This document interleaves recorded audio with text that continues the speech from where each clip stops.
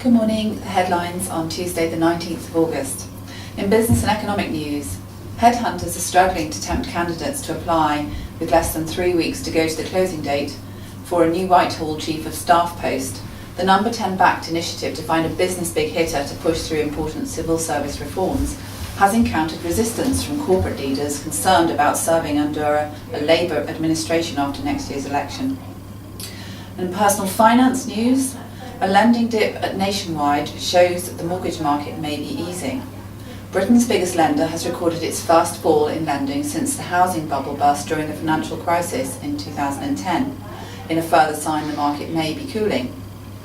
Gross mortgage lending at Nationwide fell 9% in the 3 months to the end of June, from 6.4 billion a year ago to 5.8 billion.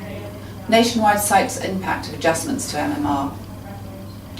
And in HR and recruitment news, a female midlife pay crisis has been identified. The gender pay gap among managers in the UK is substantially worse higher up the career ladder, says the Chartered Management Institute. It says the problem is worst for 40-plus female professionals who on average earn 35% less than their male counterparts. The CBI is urging the government to set a target for closing the pay gap. And in property headlines, house builders are reporting stellar results in their first halves out this week. Bovis Homes reported a record number of sales in its first half of 2014, and Persimmon, whose results are out today, has also reported strong profit growth in the first half.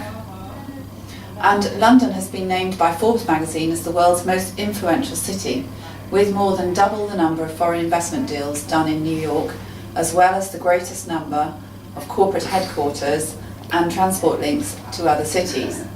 It is also Europe's hub for tech startups, and its time zone gives it an edge in dealing with the Far East.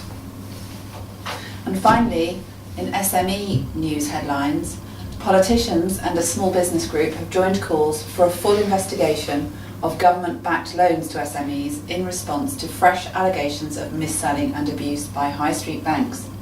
MPs said that an audit of the enterprise finance guarantee was needed to investigate claims that taxpayer-funded guarantees were wrongfully secured in order to remove companies' overdrafts.